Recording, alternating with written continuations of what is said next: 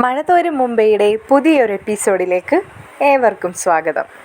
കമലയുമായുള്ള phone സംഭാഷണത്തിന് ശേഷം വൈജ വളരെ സന്തോഷത്തിലാണ്. കാരണം ശരണ്യയ്ക്ക് എത്രത്തോളം പാര വയ്ക്കാൻ പറ്റുമോ അത്രത്തോളം പാര വെച്ചിട്ട് തന്നെയാണ് വൈജയന്തി നിൽക്കുന്നത്. വൈജ പതിയെ തൻ്റെ റൂമിൽ നിന്ന് ഡോറ് തുറന്ന് പുറത്തേക്ക് നോക്കുമ്പോൾ ലിവിങ് റൂമിലിരുന്ന് എല്ലാവരും കൂടി കളിയിലും തമാശയിലും ഒക്കെയാണ്. ഇത് കാണുന്ന വൈജയന്തി മനസ്സിൽ ആലോചിക്കുന്നുണ്ട്, നീ എത്ര സമയം എൻ്റെ മക്കളുടെ ഒപ്പം ഇരുന്ന് സന്തോഷിക്കുമെന്ന് ഞാനൊന്ന് കാണട്ടേടി. നിനക്ക് എത്രത്തോളം ധൈര്യം ഉണ്ടായിട്ട് വേണം ഈ വീട്ടിലേക്ക് വലിഞ്ഞു കയറി വരാൻ എന്നെല്ലാം ശരണ്യയെ നോക്കിക്കൊണ്ട് തന്നെയാണ് വൈജയന്തി മനസ്സിൽ ചിന്തിക്കുന്നത്. വൈജയന്തിയുടെ അടുത്ത ലക്ഷ്യം മനു പോകുന്നത് നോക്കി നിൽക്കുക എന്ന് തന്നെയാണ്. കാരണം മനു പോയതിന് ശേഷം വേണമല്ലോ കമലയെ ഇങ്ങോട്ട് വിളിച്ചു വരുത്താനായിട്ട്. വൈജയന്തി അവരെ കാണാത്തതുപോലെ അങ്ങ് കിച്ചണിലേക്ക് പോവുകയാണ്. അവരാരും വൈജയന്തിയെ മൈൻഡ് ചെയ്യുന്നതുമില്ല.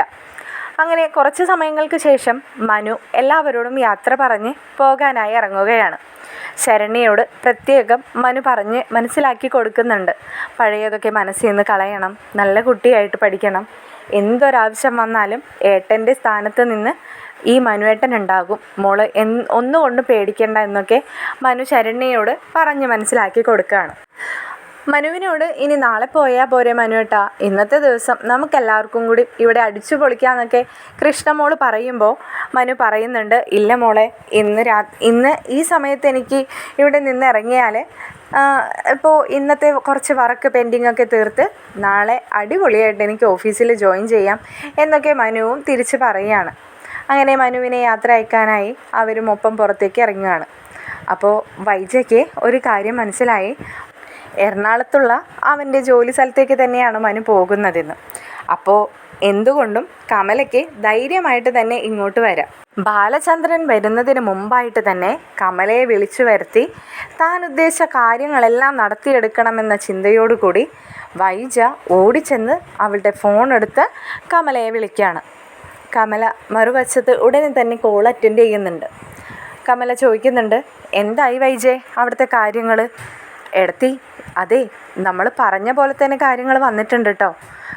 മനു നേരിട്ട് എറണാകുളത്തേക്കാണ് പോകുന്നതെന്ന് ഇവിടെ അവരോട് പറയുന്നത് കേട്ടു. ഉറപ്പ് തന്നെ അല്ലേ വൈജേ? എന്നെ അവിടെ വെച്ചെങ്ങാനും മനു കണ്ടാലുള്ള അവസ്ഥ, കണ്ടാൽ വേറെ കുഴപ്പമൊന്നുമില്ല, അവളേരെ വന്ന് കിടന്ന് ഞാൻ വർത്താനം പറയുന്നതെങ്ങാനും മനു കേട്ടാൽ എന്നെ പിന്നെ അവൻ ബാക്കി വെച്ചേക്കില്ല. അല്ലെങ്കിൽ തന്നെ അവന് എന്നെ കണ്ടുകൂടാത്ത സ്വഭാവമാണ്. ഇല്ല എടത്തി ധൈര്യമായിട്ട് ഇങ്ങ് പോര്, ഇവിടെ അവനുമില്ല, അവൻ ഇനി ഇങ്ങോട്ട് ഇന്ന് വരാനും പോകുന്നില്ല എന്നെല്ലാം പറഞ്ഞ് വൈജ കമലയ്ക്കുള്ള ധൈര്യം കൊടുക്കുകയാണ്. കമല ഉടനെ തന്നെ റെഡിയായി വൈജയുടെ വീട്ടിലേക്കുള്ള യാത്ര പുറപ്പെടുകയാണ്. എന്നാൽ ഇതേ സമയം ഇവിടെ അലീനയും രോഹിത്തും കൃഷ്ണമോളും ബബിതയും ശരണ്യയും ഒക്കെ വല്ലാത്ത സന്തോഷത്തിൽ തന്നെയാണ്. അവരെല്ലാവരും കൂടി ഇരുന്ന് സംസാരിക്കുകയും ചെറിയ ചെറിയ കളികളിലൂടെയൊക്കെ സമയം കടന്നു പോകുന്നുണ്ട്. ഇതേ സമയത്താണ് വീടിൻ്റെ ഫ്രണ്ടിൽ ഒരു കാറ് വന്ന് നിൽക്കുന്ന ശബ്ദം കേട്ട് കൃഷ്ണമോൾ അങ്ങോട്ടേക്ക് നോക്കുന്നത്. അച്ഛനല്ലല്ലോ, ആരാണാവോ വന്നത് എന്ന് പറഞ്ഞ് കൃഷ്ണമോൾ പതിയെ ഫ്രണ്ടിലേക്ക് നടക്കുമ്പോൾ അലീന പറയുന്നുണ്ട്, മനുവേട്ടൻ വീണ്ടും തിരിച്ചു വന്നതാണോ? അല്ല ചേച്ചി, ഇത് മനുവേട്ടൻ്റെ കാറല്ല. കാറിൽ നിന്ന് ഇറങ്ങുന്നത് കമലയാണെന്ന് ഉടനെ തന്നെ കൃഷ്ണമോൾ കാണുന്നുണ്ട്. അപ്പോൾ കൃഷ്ണമോൾ പറയുന്നുണ്ട്, ആ ഇത് കമലാൻ്റിയാണല്ലോ. ഓ, അമ്മ വന്നത് അറിഞ്ഞിട്ട് അമ്മയെ കാണാൻ വന്നതായിരിക്കും അല്ലേ എന്ന് കൃഷ്ണമോൾ പറയുകയാണ്. അപ്പോൾ അലീനയ്ക്ക് മനസ്സിൽ എന്തോ സംശയം തോന്നുകയാണ്. ഇത് അമ്മയെ കാണാനുള്ള വരവല്ലെന്നും ശരണ്യയെ കാണാനുള്ള വരവാണെന്നും കമലയുടെ ഉദ്ദേശം എന്താണാവോ എന്നൊക്കെ പെട്ടെന്ന് തന്നെ അലീനയ്ക്ക് മനസ്സിലൂടെ കടന്നു പോവുകയാണ്. അപ്പോൾ ബബിത ശരണ്യയുടെ അരിയത്ത് നിന്ന് പതുക്കെ പറയുന്നുണ്ട്, കമലാൻ്റിയാണ്, ആളെ മനസ്സിലായോ എന്ന് പറയുമ്പോൾ ശരണ്യ പതിയെ ബബിതയുടെ മുഖത്തേക്ക് നോക്കുകയാണ്. അപ്പോൾ ഇല്ലെന്ന് മനസ്സിലാക്കിക്കൊണ്ട് തന്നെ ബബിത പറയുന്നുണ്ട്, ഹരിയുടെ അമ്മയാണ്. ഓ എന്ന് പതിയെ ഇങ്ങനെ ശരണ്യ പറയുന്നുണ്ട്. ശരണ്യ എന്നിട്ട് പറയുകയാണ്, പേര് കേട്ടപ്പോൾ എവിടെയോ കേട്ട് മറന്ന പോലെ തോന്നി എനിക്ക്, ഞാൻ മുറിയിലേക്ക് പോയിക്കോട്ടെ എന്ന് രോഹിത്തിനോട് ചോദിക്കുമ്പോൾ രോഹിത്ത് പറയുന്നുണ്ട്, എന്തിന്? അതിൻ്റെ ഒന്നും ആവശ്യമില്ല, നീ ഇവിടെ നിന്നാൽ മതി, നീയേ ഈ വീട്ടിലൊരംഗം തന്നെയാണ്. അങ്ങനെ കമലാൻ്റിയെ കയറി പേടിച്ച് ഇവിടെ കയറി ഒളിക്കേണ്ട ആളൊന്നുമല്ല നീ എന്ന് പറഞ്ഞുകൊണ്ട് അവളെ അവിടെ തന്നെ പിടിച്ചു നിർത്താണ്. കമല ഒന്നും അറിയാത്തതുപോലെ അകത്തേക്ക് കയറി വരുന്നുണ്ട്. കമലയെ കാണുമ്പോൾ ശരണ്യയ്ക്ക് എന്തെന്നില്ലാത്തൊരു വല്ലാത്ത ബുദ്ധിമുട്ടൊക്കെ തോന്നുന്നുണ്ട്. എങ്കിലും ശരണ്യ അതൊന്നും കണ്ട ഭാവം കാണിക്കുന്നില്ല. ശരണ്യ മുഖത്തേക്ക് പോലും നോക്കാതെ നിൽക്കുകയാണ്. കമലയുടെ അഭിനയം അവിടെ നിന്ന് തുടങ്ങുകയാണ്. കമല വല്ലാത്ത വിഷമത്തിലൊക്കെ ഇങ്ങനെ നടന്നു വന്നിട്ട് പതിയെ ബബിതയോടും കൃഷ്ണമോളോടുമായിട്ട് സംസാരിക്കുന്നുണ്ട്. മക്കളെ, അമ്മ ഇവിടെ, അമ്മയെ കാണാൻ വന്നതാ എന്നൊക്കെ പറയുന്നുണ്ട്. അമ്മ അവിടെ മുറിയിലുണ്ട് ആൻറ്റി, അങ്ങോട്ട് ചെല്ല് എന്ന് പറഞ്ഞിട്ട് കമല തിരിഞ്ഞ് നടക്കാൻ നേരം ശരണ്യയെ കണ്ട ഭാവത്തിൽ തിരിഞ്ഞു നോക്കുകയാണ്. ഇത് ശരണ്യമോളല്ലേ എന്ന് വല്ലാത്തൊരു ഭാവാഭിനയത്തോടു കൂടി ചോദിക്കുമ്പോൾ ശരണ്യ അതേന്ന് തലാട്ടുന്നുണ്ട്. രോഹിത്ത് ചോദിക്കുകയാണ്, ആൻറ്റിക്ക് ശരണ്യയെ അറിയോ? ഓ അറിയാലോ. എങ്ങനെ അറിയാം? ഞാൻ ആരോ ഫോട്ടോ കാണിച്ചു തന്ന് കണ്ടിട്ടുണ്ട്. ആര് കാണിച്ചു തരാനാണ് ആൻറ്റി? എങ്ങനെയോ ഞാൻ കണ്ടു. ശരി ശരി. രോഹിത്തിന് എന്തൊക്കെയോ കള്ളത്തരങ്ങളുണ്ടെന്ന് മനസ്സിലാവാണ്. അങ്ങനെ വീണ്ടും കമല ശരണ്യയുടെ നേരെ തിരിയുന്നുണ്ട്. മോളിപ്പോൾ ബാംഗ്ലൂർ പഠിക്കുകയാണ് അല്ലേ? അതെ എന്ന് ശരണ്യയും തലയാട്ടുന്നുണ്ട്. മോള് പേടിയൊന്നും തോന്നണ്ട കേട്ടോ, ഞാൻ വൈജയെ കാണാനായിട്ട് വന്നതാ. പെട്ടെന്ന് മോളെ കണ്ടപ്പോൾ ഒന്ന് സംസാരിച്ചു എന്നേ ഉള്ളൂ എന്നൊക്കെ പറഞ്ഞ് വല്ലാത്ത അഭിനയത്തിലാണ്, ഇങ്ങനെ സങ്കടമുള്ള പോലെയൊക്കെ. അപ്പോൾ ശരണ്യയോട് ചോദിക്കുന്നുണ്ട്, ഇപ്പോൾ മോൾ എന്തിനാ പഠിക്കുന്നത്, എങ്ങനെയുണ്ട് അവിടുത്തെ കോളേജ് എന്നൊക്കെ ചോദിക്കുമ്പോൾ ശരണ്യ അതിനൊക്കെ മറുപടിയും പറയുന്നുണ്ട്. ശരണ്യയോടുള്ള കമലയുടെ അഭിനയഭാവങ്ങൾ കണ്ട് അവരെല്ലാവരും നോക്കിക്കൊണ്ട് തന്നെ നിൽക്കുകയാണ്. ശരണ്യ ഉടനെ തന്നെ തിരിഞ്ഞു നടക്കാൻ നേരം കമല പിന്നിൽ നിന്ന് ശരണ്യയെ കൈകൊണ്ട് തടുക്കുന്നുണ്ട്. ശരണ്യയോട് കമല പറയുകയാണ്, മോളെ, ഞാനൊരു കാര്യം പറഞ്ഞാൽ നീ അതൊന്ന് കേൾക്കാനുള്ള സന്മനസ്സെങ്കിലും കാണിക്കോ എന്ന് പറയുമ്പോൾ ശരണ്യ തിരിഞ്ഞു നോക്കി നിൽക്കുന്നുണ്ട്. എന്നാൽ ശരണ്യ മറുപടി പറയുന്നതിന് മുമ്പ് രോഹിത്ത് പറയുന്നുണ്ട്, ആൻറ്റി പറയാൻ പോകുന്നത് എന്താണെന്ന് അവൾക്കറിയാം, പക്ഷേ അതവൾക്ക് കേൾക്കാൻ താല്പര്യമില്ലാത്ത കാര്യമാണ് ആൻറ്റി. വീണ്ടും വീണ്ടും അവളോ അത് പറഞ്ഞ് വേദനിപ്പിക്കരുത്. അവളുടെ ഇപ്പോഴത്തെ മാനസികാവസ്ഥയിൽ നിന്നും ഇങ്ങനെ ഈ നിൽക്കുന്ന ശരണ്യയിലേക്ക് മാറ്റിയെടുക്കാൻ ഒരുപാട് പേര് അതിൻ്റെ പിന്നിൽ ശ്രമിച്ചിട്ടുണ്ട്. ഏറ്റവും കൂടുതൽ ഈ നിൽക്കുന്ന ചേച്ചി. അപ്പോൾ ഇനി അവളുടെ മനസ്സ് മാറാനോ അല്ലെങ്കിൽ അവളുടെ മനസ്സിലേക്ക് വീണ്ടും വിഷമം കയറ്റി നിറയ്ക്കാനോ ഞാൻ സമ്മതിക്കില്ല ആൻറ്റി. രോഹിത്ത് ഇതൊക്കെ പറയുമ്പോൾ കമലയ്ക്ക് അങ്ങോട്ട് ദേഷ്യം വരുന്നുണ്ട്. കാരണം അവൻ ശരണ്യയെ പാട്ടിലാക്കി അവൻ രക്ഷപ്പെട്ടു. എന്നിട്ടിപ്പോൾ ഞാനൊന്ന് സംസാരിക്കാൻ വന്നപ്പോൾ അവൻ വല്ലാത്തൊരു അഭിനയം കാഴ്ചവെക്കുന്നു. ഇനി ഞാൻ സംസാരിച്ച് ശരണ്യയുടെ മനസ്സെങ്ങാനും മാറിയാൽ എൻ്റെ മകൻ ജയിലിൽ നിന്ന് ഇറങ്ങിയാലോ എന്നുള്ള ഒരു കുശുമ്പാണ് അവന് എന്നൊക്കെ മനസ്സിൽ തോന്നുകയാണ്. പക്ഷെ പുറത്തേക്ക് ആ ക്രൂരഭാവം ഒന്നും തന്നെ കമല കാണിക്കുന്നില്ല. വീണ്ടും ശരണ്യയോട് പറയുന്നുണ്ട്, മോളെ, എന്നെ ഒന്ന് പറയാൻ അനുവദിക്കണം എന്ന് പറയുമ്പോൾ അലീനയും പറയുന്നുണ്ട്, അത് വേണ്ട മേഡം, അവളങ്ങ് പോയിക്കോട്ടെ, അവളെ വിട്ടേക്ക് എന്ന് പറയുമ്പോൾ കമലയ്ക്ക് ദേഷ്യം വന്നിട്ട് കമല അലീനയുടെ നേരെ ചാടിക്കടിക്കുന്നുണ്ട്. നീ ഇതിൽ ഇടപെടണ്ട, ഇത് ഞങ്ങളുടെ കുടുംബകാരിയാണ്. അതെങ്ങനെ തീർപ്പാക്കണമെന്നും എങ്ങനെ സംസാരിക്കണമെന്നും ഞങ്ങൾക്കറിയാം. അതെങ്ങനെയാണ് മേഡം ശരണ്യ നിങ്ങളുടെ കുടുംബകാരിയാകുന്നത്? മേഡത്തിൻ്റെ മകനെങ്ങാനും ശരണ്യയെ വിവാഹം കഴിക്കാൻ തീരുമാനിച്ചിട്ടുണ്ടോ എന്ന് ചോദിക്കുമ്പോൾ കമലയ്ക്ക് അങ്ങോട്ട് വല്ലാണ്ട് ഷോക്കാവാണ്. ഇവളെന്താ ഇങ്ങനെയൊക്കെ പറയുന്നതെന്ന്. അല്ലാതെ ഞാൻ നോക്കിയിട്ട് മേഡവും ശരണ്യയും തമ്മിൽ അങ്ങനെ കുടുംബ ബന്ധമൊന്നും കണ്ടില്ല, അതുകൊണ്ട് ചോദിച്ചതാ. എന്തായാലും നിങ്ങളുടെ മകൻ ഇനി പൊന്നിട്ട് മൂടിയാലും അവനെപ്പോലെ ഒരാളെ എന്തായാലും ശരണ്യ വിവാഹം കഴിക്കാൻ തയ്യാറാവുമെന്ന് എനിക്ക് തോന്നുന്നില്ല. ഇതൊക്കെ കേട്ട് നിൽക്കുമ്പോൾ രോഹിത്ത് പറയുന്നുണ്ട്, ശരണ്യ നീ അകത്തേക്ക് പോയിക്കോ, എന്തിനാണ് ഇതൊക്കെ കേട്ട് നിൽക്കുന്നതെന്ന്. ശരണ്യ പോകാൻ നേരം ശരണ്യയുടെ മുമ്പിലേക്ക് കടന്നു നിന്നുകൊണ്ട് കമല പറയാണ്. കൈ കൂപ്പിക്കൊണ്ട് തന്നെ കമല പറയുന്നുണ്ട്, മോളെ, നീ എൻ്റെ മകനെ രക്ഷിക്കണം. എൻ്റെ മകൻ ഒരു തെറ്റും ചെയ്തിട്ടില്ലെന്നൊന്നും ഞാൻ പറയുന്നില്ല, പക്ഷേ ഒരർത്ഥത്തിൽ നീയും അതിന് തെറ്റുകാരി തന്നെയല്ലേ. നീ ഒന്ന് ചിന്തിച്ച് നോക്ക്. നിൻ്റെ അമ്മയ്ക്കുണ്ടായ അതേ വിഷമം തന്നെയല്ലേ എനിക്കും ഉണ്ടായിരിക്കുന്നത്. നിന്നെ അവൻ കൊണ്ടുപോയി നശിപ്പിക്കാൻ നീയും കൂടി കൂട്ടു നിന്നില്ലേ മോളെ? അവൻ വിളിച്ചപ്പോൾ നീ അവൻ്റെ കൂടെ കാറിൽ കയറി പോയതല്ലേ, അല്ലാതെ അവൻ്റെ കാറിലേക്ക് നിന്നെ അവൻ വലിച്ചഴച്ച് കൊണ്ടുപോയതാണോ? നിൻ്റെ അമ്മയ്ക്ക് അന്ന് നിൻ്റെ അവസ്ഥ കണ്ട് എത്രത്തോളം അമ്മ വിഷമിച്ചിട്ടുണ്ടോ അതേ അവസ്ഥയിലൂടെ തന്നെയാണ്, അല്ലെങ്കിൽ അതിനും മേലെയാണ് എൻ്റെ ഇപ്പോഴത്തെ അവസ്ഥ. അന്ന് നിൻ്റെ അമ്മയുടെ അരികിൽ നീ ഉണ്ടായിരുന്നു, നിൻ്റെ കാര്യങ്ങളൊക്കെ ചെയ്തു തരാനും എല്ലാ സപ്പോർട്ടിനും. എന്നാൽ ഇന്ന് എൻ്റെ മകൻ കിടക്കുന്ന ആ അവസ്ഥ അങ്ങനെയല്ല മോളെ. അവൻ ഒറ്റയ്ക്കാണ്. അവൻ ഏതൊക്കെ സാഹചര്യത്തിലൂടെയാണ് കടന്നു പോകുന്നതെന്ന് ആർക്കും അറിയില്ല. അവൻ്റെ മാനസികാവസ്ഥ എന്താണെന്നോ. അവന് പെട്ടെന്നൊരു നിമിഷം എന്തെങ്കിലും കയ്യബദ്ധം തോന്നി അവൻ എന്തെങ്കിലും ചെയ്തു കളഞ്ഞാൽ അതെനിക്ക് മാത്രമല്ലേ മോളെ നഷ്ടം സംഭവിക്കാൻ പോകുന്നത്? കമലയുടെ ഭാവങ്ങളെല്ലാം തന്നെ അലീന അതിശയത്തോടു കൂടി നോക്കി നിൽക്കുകയാണ്. കമലയുടെ മുമ്പിൽ ഇങ്ങനൊരു ഭാവം കൂടി ഉണ്ടായിരുന്നോ എന്ന്. എന്നാൽ ശരണ്യയുടെ മനസ്സിൽ വല്ലാത്ത ദേഷ്യവും പകയും കടന്നു പോയിക്കൊണ്ടിരിക്കുകയാണ്. കമല പറഞ്ഞ ആ ഒരു വാക്കാണ് ശരണ്യയുടെ മനസ്സിൽ കിടന്ന് നീറിക്കൊണ്ടിരിക്കുന്നത്. നീയും കൂടി കൂട്ടു നിന്നിട്ടല്ലേ നിന്നെ അവൻ കൊണ്ടുപോയിട്ട് മറ്റുള്ളവർക്ക് നശിപ്പിക്കാൻ ഇട്ട് കൊടുത്തതെന്ന്.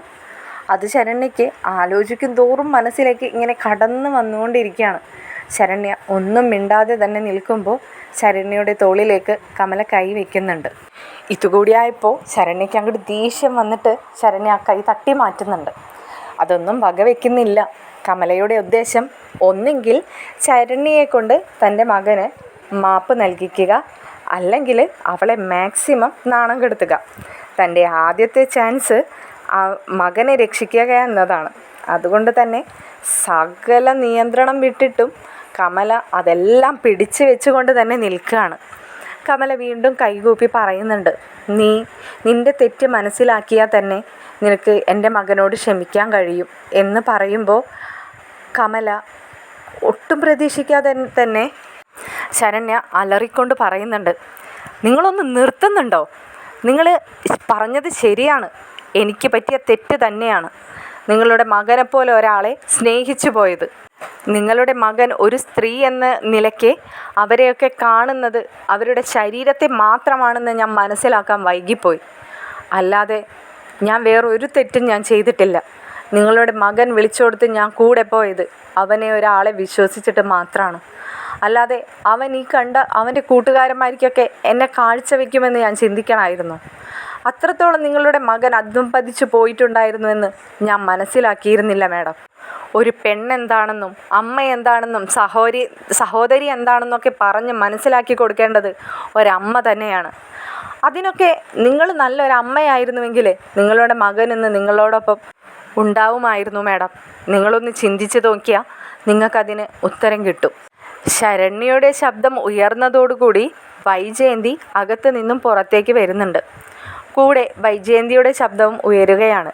വൈജയന്തി പറയുന്നുണ്ട്, നീ ആരെയാടി ഈ കിടന്ന് ഒച്ച വയ്ക്കുന്നത്?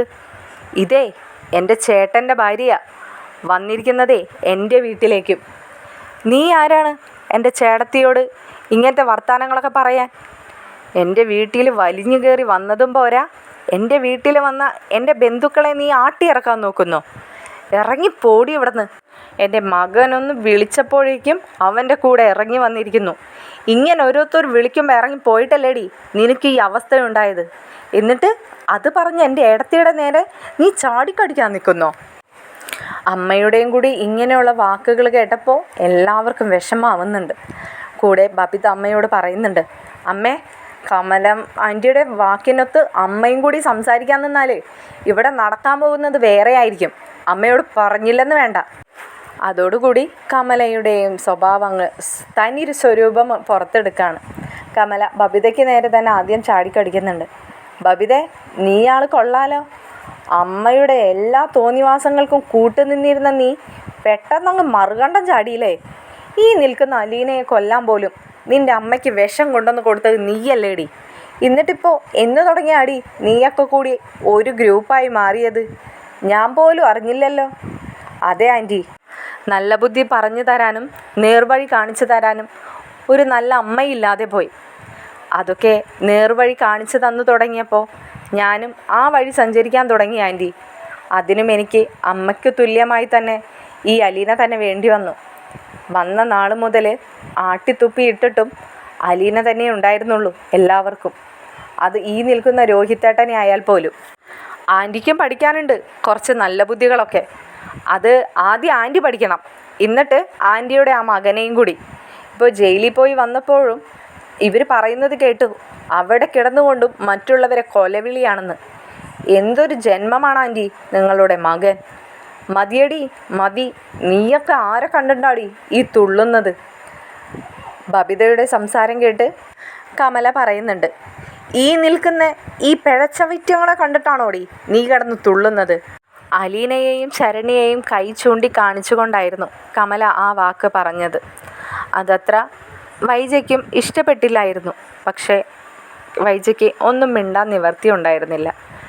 വീണ്ടും തിരിഞ്ഞു നിന്ന് ശരണ്യയോടായി ചോദിക്കുന്നുണ്ട്, നീ കുറച്ചു മുമ്പ് പ്രസംഗിക്കുന്നത് കേട്ടല്ലോ, എൻ്റെ മകൻ നിന്നെ സ്നേഹിച്ച് ചതിച്ചതാണെന്നോ, നീ അവനെ ഒരുപാട് വിശ്വസിച്ചു പോയെന്നൊക്കെ. നീ എന്ത് കണ്ടിട്ടാടി നീ അവനെ വിശ്വസിച്ച് പോയത്? നീ ആയ തെരുവിൽ ആ കോളനിയിൽ പോയി കിടക്കുന്നവൾ എൻ്റെ മകൻ്റെ കയ്യിലെ പണവും അവൻ്റെ പുത്തൻ കാറും അവൻ്റെ സൗന്ദര്യവും എല്ലാം കണ്ട് നീ മയങ്ങി വീണതല്ലേടി. അവൻ്റെ പണത്തിന് മുന്നിലല്ലേടി നീ മുട്ടുകുത്തി നിന്നത്. എന്നിട്ടിപ്പോൾ അവൾ പറയുന്നത് കേട്ടില്ലേ, അവളെ സ്നേഹിച്ച് ചതിച്ചതാണ് പോലും. പ്രേമിക്കാനും കൂടെ കൊണ്ടു നടക്കാനൊക്കെ തന്നോളം പോകുന്നവരെ ആയിരിക്കണം നോക്കേണ്ടത്. അല്ലാതെ അങ്ങ് പുളിങ്കൊമ്പി കയറി പിടിച്ചിട്ട് പിന്നെ എന്തെങ്കിലും സംഭവിച്ചിട്ട് ഇതുപോലെ നാട് മുഴുവൻ നടന്ന് നാറ്റിക്കാൻ നടക്കുന്നവൾ. രോഹിത്ത് കമലയ്ക്ക് നേരെ തിരിഞ്ഞുകൊണ്ട് കമലയോടായി പറയുന്നുണ്ട്, നിങ്ങൾ ഇനി ഒരക്ഷരം മിണ്ടിയാൽ നിങ്ങൾ എൻ്റെ അങ്കിളിൻ്റെ ഭാര്യയാണെന്നൊന്നും ഞാൻ നോക്കില്ല. നിങ്ങളെ ഞാൻ അടിച്ചിരിക്കും, അതുറപ്പാണ് എന്ന് പറയുമ്പോൾ കമല ഞെട്ടിത്തെരിച്ച് നിൽക്കുകയാണ്. രോഹിത്തിൻ്റെ വാക്കുകൾ കേട്ടുകൊണ്ട് കമലയും അന്താളിച്ച് തന്നെ നിൽക്കുന്നുണ്ട്. കമലയെ കണ്ടുകൊണ്ട് വൈജയ്ക്കും ആകെ ഷോക്കാവുകയാണ്. രോഹിത്തിൻ്റെ നാവിൽ നിന്നും ഇങ്ങനെ ഒരു വാക്ക് കേൾക്കില്ലെന്ന് പ്രതീക്ഷിച്ചു. എന്നാൽ ഇതേ സമയത്ത് തന്നെയാണ് ബാലചന്ദ്രൻ വരുന്നത്. ബാലചന്ദ്രൻ വന്ന് പുറത്ത് കുറച്ച് സമയമായി ഇവരുടെ സംസാരമെല്ലാം കേട്ടുകൊണ്ട് തന്നെ നിൽക്കുകയായിരുന്നു. എന്നാൽ ബാലചന്ദ്രൻ ഇവരുടെ സംസാരത്തിനിടയിലേക്ക് ഇപ്പോഴാണ് കടന്നു വരുന്നത്. ബാലചന്ദ്രനെ കണ്ടതും കമല ആകെ വിറയ്ക്കാൻ തുടങ്ങി. ബാലചന്ദ്രൻ രോഹിത്തിനോട് ചോദിക്കുന്നുണ്ട്, നീ ഒരാണാണോടാ? നീ ഒരു കൂട്ടിക്കൊണ്ട് വന്നതല്ലേ ആ പെൺകുട്ടിയെ? നീ അവളുടെ ആങ്ങളയുടെ സ്ഥാനത്ത് നിന്ന് അവൾക്കുണ്ടാവുന്ന എല്ലാ ബുദ്ധിമുട്ടും നോക്കിക്കോളാമെന്ന് പറഞ്ഞിട്ട്, എന്നിട്ടാണോ ഈ കഴുകന്മാർക്ക് ആ പെൺകുട്ടിയെ പിച്ചി ചീന്താനായി നീ ഇട്ടുകൊടുത്തിരിക്കുന്നത്? ഇത് രണ്ടും ചെകുത്താന്മാരാടാ, ചെകുത്താന്മാർ. അലീനെ, അവളെയും കൊണ്ട് അകത്തേക്ക് പോവാൻ നോക്ക് എന്ന് പറഞ്ഞുകൊണ്ട് ബാലചന്ദ്രൻ അലീനയെ വിളിക്കുന്നുണ്ട്. അലീനയും കൃഷ്ണമോളും ബബിതയും അകത്തെ മുറിയിലേക്ക് പോകുകയാണ്. ബാലചന്ദ്രനും രോഹിത്തും അവിടെ തന്നെ നിൽക്കുന്നുണ്ട്. ബാലചന്ദ്രൻ കമലയോടായി ചോദിക്കുന്നുണ്ട്, നിങ്ങൾ ആരെ കാണാനാ ഇപ്പോൾ ഇങ്ങോട്ട് എഴുന്നള്ളിയത്? ഞാൻ വൈജ ഹോസ്പിറ്റലിൽ നിന്നും വന്നപ്പോൾ ഇതുവരെ വന്ന് കാണുമൊന്നും ചെയ്തില്ലല്ലോ, അപ്പോൾ ഒന്ന് കാണാമെന്ന് കരുതി പോന്നതാ. അവൾ ഹോസ്പിറ്റലിൽ നിന്നും വന്നിട്ട് ദിവസങ്ങളോളായല്ലോ, ഇപ്പോഴാണോ നിങ്ങൾക്ക് കാണാനായിട്ട് പറ്റിയത്? ഇത് ഇവിടെ നിന്നും വിളിച്ച് പറഞ്ഞതായിരിക്കും അല്ലേ ഒന്നിങ്ങോട്ട് വന്നേക്കാൻ? എങ്കിലേ അതൊന്നും ഇവിടെ നടക്കാൻ പോകുന്നില്ല. ഇത് കേൾക്കുമ്പോൾ കമല ബാലചന്ദ്രനോടായി ചോദിക്കുന്നുണ്ട്, അല്ല ബാലേന്ദ്ര, നിനക്കിത് തന്നെയാണോ പണി? ഈ കാണുന്ന പെൺകുട്ടികളെയൊക്കെ നിൻ്റെ മകളായിട്ടങ്ങ് ദത്തെടുക്കാൻ? ഇതിനുള്ള മറുപടി രോഹിത്താണ് പറയുന്നത്. കുറച്ച് മുമ്പ് കമലാൻ്റി തന്നെയല്ലേ പറഞ്ഞത് ഞങ്ങളെ കുടുംബത്തെ കാര്യങ്ങൾ നോക്കാൻ പുറത്തുനിന്ന് ഒരാളുടെ ആവശ്യമില്ലാന്ന്? അത് തന്നെയാണ് ഞങ്ങൾക്കും പറയാനുള്ളത്. ഞങ്ങളുടെ വീട്ടിലെ കാര്യങ്ങൾ അന്വേഷിക്കാൻ ഞങ്ങൾക്കറിയാം. അച്ഛൻ ആരെയൊക്കെ ദത്തെടുക്കണമെന്നും ആരൊക്കെ കൂടെ കൂട്ടണമെന്നും അച്ഛനെ അറിയാവുന്നതാണ്. അല്ല, ഞാൻ വേറൊന്നും വെച്ചിട്ട് പറഞ്ഞതല്ല. ഒരുത്തി ഇവിടെ വന്ന് കയറി കുറച്ച് നാൾ കഴിഞ്ഞപ്പോൾ പറഞ്ഞു ബാലചന്ദ്രൻ്റെ അവഹിത സന്തതിയാണെന്ന്. അത് കഴിഞ്ഞ് ആരോ വന്ന ഒരാൾ കൂട്ടിക്കൊണ്ടുപോയി, അപ്പം പറഞ്ഞ് അയാളുടെ മോളാണെന്ന്. ഇപ്പം ഇതാ വീണ്ടും കൊണ്ടുവന്ന് പ്രതിഷ്ഠിച്ചിരിക്കുന്നു. പോരാത്തതിന് മോനും കൂട്ടുകാരും ഒക്കെ കൂടി പിച്ചി ചീന്തിക്ക് കൊണ്ടുപോയി കളഞ്ഞ ഒരു പെണ്ണിനെ പൊക്കി പിടിച്ച് വീണ്ടും ഇവിടെ കൊണ്ടുവന്നിട്ട് പറയുന്നു അത് മോൻ്റെ പെങ്ങളാണെന്ന്, അത് മോൻ്റെ സഹോദരിയാണെന്ന്. ഇവിടേക്ക് എന്താണ് നടക്കുന്നത് വൈജേ? നീ ഒരമ്മയല്ലേ, ഈ കുടുംബത്തിലെ ഗ്രഹനാഥ നീ തന്നെയല്ലേ. എന്നിട്ടും നിനക്ക് നാണമില്ലേ വൈജേ ഇതൊക്കെ കണ്ടും കേട്ട് ഇവിടെ തുടരാൻ? വൈജയ്ക്ക് ബാലചന്ദ്രനെ കണ്ടതോടുകൂടി പിന്നെ വായിൽ നാവുണ്ടോയെന്ന് തന്നെ സംശയത്തിലാണ് വൈജ നിൽക്കുന്നത്. ഉടനെ തന്നെ ബാലചന്ദ്രൻ മറുപടിയായി കമലയോട് പറയുന്നുണ്ട്, ഇല്ല ഇല്ല, അവൾക്ക് നാണോ മാനോ ഒന്നുമില്ല, അതുകൊണ്ട് തന്നെ വേണമെങ്കിൽ അങ്ങ് കൊണ്ടുപോയിക്കോ. പിന്നെ എന്തിത്ര ബുദ്ധിമുട്ട്, അവിടെ ഇരുന്ന് രണ്ടാക്കും കൂടിയും നാട്ടിലെയും വീട്ടിലെയും കുടുംബത്തെയൊക്കെ പരദൂഷണങ്ങൾ ഇങ്ങനെ പറഞ്ഞുകൊണ്ടിരിക്കാമല്ലോ. ഞാൻ എന്ത് ചെയ്തിട്ടാ ബാലചന്ദ്രൻ എന്നോട് ഇങ്ങനെയൊക്കെ കാട്ടിക്കൂട്ടുന്നത്? ഞാൻ ഒരു തെറ്റും ബാലചന്ദ്രനോട് ചെയ്തിട്ടില്ല. കാര്യം ശരി തന്നെ, ഞാനിപ്പോൾ ഇവിടെ വന്നത് ഇവിടെ ശരണ്യുണ്ടെന്ന് അറിഞ്ഞിട്ട് തന്നെയാണ്. ബാലചന്ദ്രൻ്റെ മകനെ രക്ഷിച്ചതുപോലെ തന്നെ എൻ്റെ മകനെയും രക്ഷിച്ചു കൊണ്ടുപോരണമെന്നുള്ള ഉത്തരവാദിത്തം എനിക്കും ഉണ്ട് ബാലചന്ദ്ര. അതിന് എനിക്കും നോക്കണ്ടേ ഒരു വഴി? ബാലചന്ദ്രൻ അലീനയെ ആ കോളനിയിലേക്ക് പറഞ്ഞു വിട്ടതോടുകൂടി ബാലചന്ദ്രൻ്റെ കാര്യങ്ങളൊക്കെ ക്ലിയറായി അല്ലേ? എനിക്കങ്ങനെ പറഞ്ഞു വിടാൻ എൻ്റെ വീട്ടിൽ വേറെ ആരുമില്ല. അപ്പോൾ അവളിവിടെ ഉണ്ടെന്ന് അറിഞ്ഞപ്പോൾ ഞാനൊരമ്മയാണല്ലോ, എൻ്റെ വിഷമങ്ങളും സങ്കടങ്ങളും അവൾക്കും കൂടി മനസ്സിലാവുമെന്ന് തോന്നി. അവളോട് അതൊക്കെ ഒന്ന് പറഞ്ഞ് മനസ്സിലാക്കാമെന്ന് തോന്നി. ഓ, പറഞ്ഞ് മനസ്സിലാക്കിയതൊക്കെ ഞാൻ കേട്ടിരുന്നു. ഇങ്ങനെയാണോ നിങ്ങളുടെ പറഞ്ഞ് മനസ്സിലാക്കൽ? അത് പിന്നെ ഞാൻ പറയുന്നത് എന്താണെന്ന് അവൾക്ക് മനസ്സിലാവുന്നില്ല. അവൾക്ക് മനസ്സിലാവേണ്ട രീതിയിൽ തന്നെയാണോ നിങ്ങൾ അവളോട് പറഞ്ഞത്? നിങ്ങൾ അവളോട് പറഞ്ഞൊരു വാക്ക് ഞാൻ കേട്ടു. അതിന് മറുപടി നിങ്ങളോട് എനിക്ക് പറയാൻ പറ്റില്ല. നിങ്ങളുടെ ഭർത്താവുണ്ടല്ലോ ശിവൻ, അയാൾ കൂടി അറിഞ്ഞിട്ടാണോ നിങ്ങൾ ഇങ്ങോട്ട് എഴുന്നള്ളിയത്? അത് കേട്ടപ്പോൾ കമലയ്ക്ക് വല്ലാത്തൊരു ടെൻഷൻ തോന്നുന്നുണ്ട്. ബാലചന്ദ്രൻ വിളിച്ച് ശിവനോട് ഇവിടെ താൻ വന്നെന്നും ശരണ്യയൊക്കെ കണ്ടു എന്നൊക്കെ പറഞ്ഞാൽ ശിവൻ പ്രശ്നം ഉണ്ടാക്കുമെന്നുള്ളത് കമലയ്ക്ക് ഉറപ്പായിരുന്നു. ബാലചന്ദ്ര, വെറുതെ പ്രശ്നങ്ങൾ വഷളാക്കരുത്. ഞാൻ ഒന്നിനും വന്നതല്ല, ഉള്ളത് പറയാലോ. എനിക്ക് ഒരു നിവൃത്തിയും ഇല്ലാണ്ടായപ്പോൾ ഞാൻ ഇറങ്ങി തിരിച്ചതാണ്. അപ്പോൾ ഇവിടെ വൈജയാണ് എന്നോട് പറഞ്ഞത് അവളിവിടെ ഉണ്ടെന്നും ഇവിടെ നിന്ന് അവളെ ഇറക്കി വിടാൻ വൈജയെ കൂടി സഹായിക്കണം എന്നൊക്കെ. അങ്ങനെ അവളെയും കൂടി സഹായിക്കാമല്ലോ എന്ന് വിചാരിച്ച് ഞാൻ പോന്നതാണ്. വൈജയുടെ പൊട്ടുപിടിച്ച പോലെയുള്ള സംസാരം കേട്ട് ബാലചന്ദ്രനും രോഹിത്തിനും സങ്കടവും ദേഷ്യവും ഒക്കെ തോന്നുകയാണ്. ആ, അങ്ങനെ വരട്ടെ. കമലേടത്തിയുടെ വായിൽ നിന്ന് ഇങ്ങനൊരു വാക്ക് കേൾക്കാൻ വേണ്ടി തന്നെയാണ് ഞാനും കാത്തിരുന്നത്. ഇതൊന്നും നിങ്ങളായിട്ട് പറയണമെന്നില്ല. ഈ സ്ത്രീ ഉണ്ടല്ലോ, ഇവരുടെ ഈ നിൽപ്പും ഇത് കണ്ടാൽ തന്നെ എനിക്കറിയാം ഇതിൻ്റെ പിന്നിലെ കടിഞ്ഞാണ് ഇവരുടെ കയ്യിലാണെന്ന്. നിൽക്കുന്ന നിൽപ്പ് കണ്ടില്ലേ? രോഹിത്തിന് ദേഷ്യം വന്നുകൊണ്ട് കമലയുടെ മുൻപിൽ ചെന്ന് നിന്നുകൊണ്ട് രോഹിത്ത് ചോദിക്കുന്നുണ്ട്, നിങ്ങളൊരു സ്ത്രീ തന്നെയാണോ? നിങ്ങൾക്ക് മറ്റുള്ളവരുടെ സങ്കടങ്ങളും വിഷമങ്ങളും മനസ്സിലാക്കാൻ കഴിയുന്നില്ലേ? നിങ്ങൾക്ക് എന്താണ് അതൊന്നും ചിന്തിക്കാൻ കഴിയാത്തത്? ആ പെൺകുട്ടിയെ എത്രയൊക്കെ മാനസികാവസ്ഥയിൽ നിന്നാണ് ഇവിടെ വരെ എത്തിച്ചെടുത്തതെന്ന് നിങ്ങൾക്കറിയാമോ? എന്നിട്ട് ആ പെൺകുട്ടിയെ ഇവിടെ നിറക്കി വിടാനായിട്ട് നിങ്ങൾ എന്തൊക്കെ കളികളാണ് ഈ കളിക്കുന്നത്? എനിക്ക് മനസ്സിലാവാഞ്ഞിട്ട് ചോദിക്കുകയാണ്. ഇത്രയ്ക്കൊക്കെ തരം താഴ്ന്നൊരു സ്ത്രീയെ ഞാൻ എൻ്റെ ജീവിതത്തിൽ പോലും കണ്ടിട്ടില്ല. നിങ്ങൾക്ക് നിങ്ങളെ തന്നെ മനസ്സിലാക്കാൻ കഴിയുന്നുണ്ടോ? കൂടുതൽ ഞാൻ എന്തെങ്കിലും പറഞ്ഞു പോയാലുണ്ടല്ലോ നിങ്ങൾ മൊത്തത്തിൽ നാറിപ്പുഴുക്കും. അതുകൊണ്ട് മാത്രമാണ് ഞാനിപ്പോൾ നാവടക്കി പിടിച്ച് നിൽക്കുന്നത്. രോഹിത്ത് അത് പറഞ്ഞുകൊണ്ട് അലീനയും ശരണ്യയും ഒക്കെ ഉള്ള റൂമിലേക്ക് പോകുന്നുണ്ട്. ബാലചന്ദ്രൻ കമലയോടായി പറയുന്നുണ്ട്, എങ്ങനെയുണ്ട്? എല്ലാ വേഷവും അഴിച്ചു വെച്ചില്ലേ? ഇനി ഇവിടെ നിന്ന് പോവാൻ നോക്ക്. അധികം നേരം ഇവിടെ നിന്ന് വിളയാടണം എന്നില്ല. നിങ്ങൾക്കുള്ളത് ബാക്കി ഞാൻ പിന്നെ വെച്ചിട്ടുണ്ട്. ബാലചന്ദ്രൻ പറഞ്ഞ വാക്കുകൾ കേട്ടിട്ട് കമലയ്ക്ക് വല്ലാത്ത ടെൻഷൻ തോന്നുകയാണ്. ബാലചന്ദ്രനെങ്ങാനും ശിവനെ വിളിച്ച് പറഞ്ഞാൽ തനിക്കുള്ള പണി ഇനി ശിവൻ്റെ വായിൽ നിന്നും കേൾക്കുമല്ലോ എന്നാലോചിച്ചിട്ട് കമലയ്ക്ക് ചെറിയൊരു പേടിയുണ്ട്. കമല പതിയെ വൈജയെ നോക്കിക്കൊണ്ട് പോവുകയാണെന്ന് തലയാട്ടിക്കൊണ്ട് തന്നെ പതിയെ പോയി കാറിലേക്ക് കയറുന്നുണ്ട്. ബാലചന്ദ്രൻ പതിയെ വൈജയുടെ അടുത്തേക്ക് നീങ്ങി നിന്നുകൊണ്ട് വൈജയോടായി പറയുന്നുണ്ട്, നീ ഇവിടെ കിടന്ന് നീ എത്രത്തോളം നാറിയ കളികൾ കളിക്കും തോറും നിൻ്റെ ജീവിതം നശിച്ചുകൊണ്ട് തന്നെ ഇരിക്കും. നീയിപ്പോൾ നിൻ്റെ കൈവെട്ടത്ത് പോലും നിൻ്റെ ഒരു മകൾ വന്ന് നിന്നിട്ട് നിനക്കൊന്ന് മനസമാധാനമായിട്ട് മിണ്ടാൻ പോലും കഴിയുന്നുണ്ടോ? അതങ്ങനെയാണ്. നീ ആ പെൺകുട്ടിയോട് കാണിക്കുന്ന ക്രൂരതകൾക്കൊക്കെ കടം വീട്ടാൻ പോകുന്നത് എങ്ങനെയാണെന്ന് കൂടി ഒന്ന് കണ്ടു വെച്ചേക്ക്. പിന്നെ ഒരു കാര്യം കൂടിയും കേട്ടോ, രോഹിത്തെ അവളോട് അവളുടെ മൂത്ത സഹോദരൻ്റെ സ്ഥാനത്ത് അവനെ കാണണമെന്ന് പറഞ്ഞിട്ടാ അവളെ കൂട്ടിക്കൊണ്ട് വന്നത്.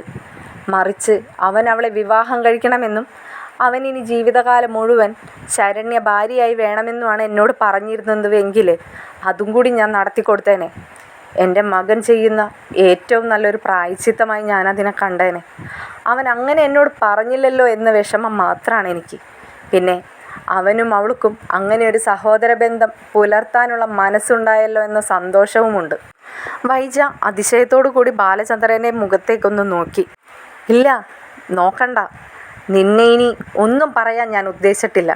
കാരണം ഒരിക്കലും നന്നാവാത്തൊരു സ്ത്രീയാണ് നീ എന്ന് പറഞ്ഞുകൊണ്ട് ബാലചന്ദ്രൻ അകത്തേക്ക് പോകുന്നുണ്ട്. എന്നാൽ ബാലചന്ദ്രൻ്റെ വാക്കുകളിലൊന്നും തന്നെ വൈജയ്ക്ക് ഒരു കുറ്റബോധവുമില്ല. കാരണം വൈജ മനസ്സുകൊണ്ട് ശരണ്യയെ അത്രത്തോളം വെറുക്കുന്നുണ്ട്. തൻ്റെ മകനെ അത്രയും ദിവസം ജയിലിലിട്ടു എന്നതാണ് വൈജ കാണുന്ന കുറ്റം. മകൻ ചെയ്ത കുറ്റമൊന്നും വൈജയുടെ കണ്ണിലുണ്ടായിരുന്നില്ല. തുടർന്നുള്ള എപ്പിസോഡുമായി ഉടൻ തന്നെ വരുന്നതായിരിക്കും. നിങ്ങൾക്ക് ചാനലും വീഡിയോസും ഇഷ്ടപ്പെടുന്നുണ്ടെങ്കിൽ ലൈക്ക് ചെയ്യാനും സബ്സ്ക്രൈബ് ചെയ്യാനും അഭിപ്രായങ്ങൾ കമൻറ്റിൽ അറിയിക്കാനും മറക്കരുതേ. ശുഭരാത്രി.